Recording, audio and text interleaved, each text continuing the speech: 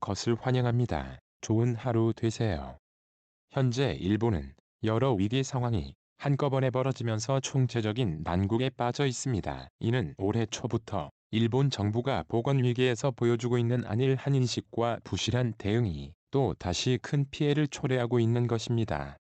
그도 그럴 것이 보건 위기 초기 당시 일본은 외국 크루즈선 승객들의 하선만 막으면 큰 위기를 피해 갈 것이라며 주먹구구식 행정을 펼쳤다가 국제사회로부터 큰 비판을 받아야 했습니다. 특히 많은 보건 전문가들 사이에서는 올여름 2차 유행 과정과 현재 폭증하고 있는 3차 유행에서도 일본 정부가 상식 밖의 대응을 펼치면서 오히려 화를 더 키우고 있다는 지적이 끊이질 않고 있습니다. 무엇보다 최근에는 확산 상황을 점검하겠다며 야구 경기장에 만원 관중을 동원하면서 세계를 아연실색하게 만들었는데요. 결국 이를 보다 못한 국제올림픽위원회까지 나서서 일본 정부에게 대대적 인경고를 보내고 있는 상황입니다. 더군다나 전 세계적으로 보건 위기가 폭증하고 있는데도 불구하고 국제올림픽위원장이 직접 위험을 무릅쓰면서까지 극구 일본을 방문할 정도로 매우 격앙된 반응을 보이고 있다는 것입니다. 이는 향후 일본의 확진,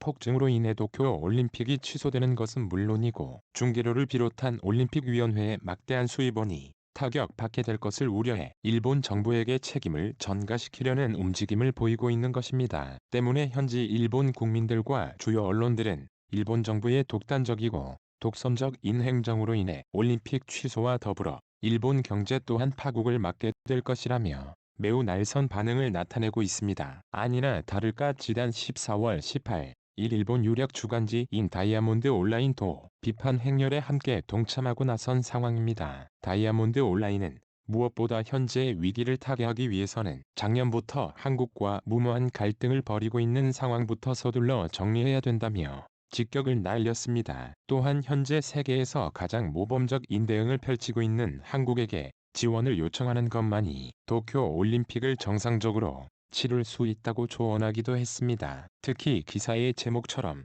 일본이 한국의 형님처럼 굴던 시대는 이미 끝났다 며 한일 관계를 새롭게 재정립하라는 요구도 서슴지 않았는데요.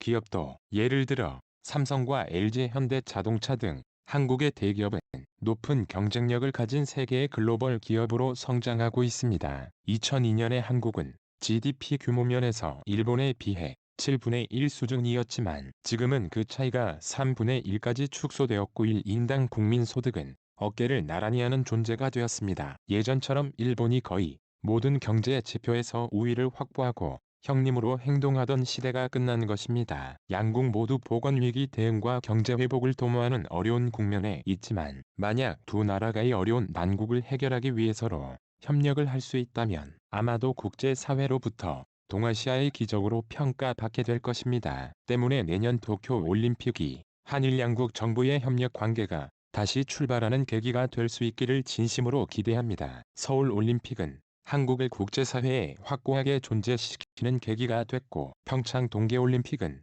남북 정상회담과 북미 정상회담의 길을 열었습니다. 중략 생각해보면 1988년 서울올림픽과 2018년 평창 동계올림픽은 일본 정부는 진솔한 사과와 더불어 전향적인 태도 변화를 보여야만 결국 일본 정부의 잘못된 대응을 바로잡고 한국의 진심 어린 협조를 요청해야 도쿄 올림픽을 치를 수 있다는 일본 언론의 절박감을 느낄 수 있는데요. 일본 정부는 진솔한 사과와 더불어 전향적인 태도 변화를 보여야 만연재의 문제를 제대로 해결할 수 있다는 점을 하루 빨리 깨닫길 바라겠습니다. 앞으로도 더 좋은 영상으로 찾아뵙겠습니다.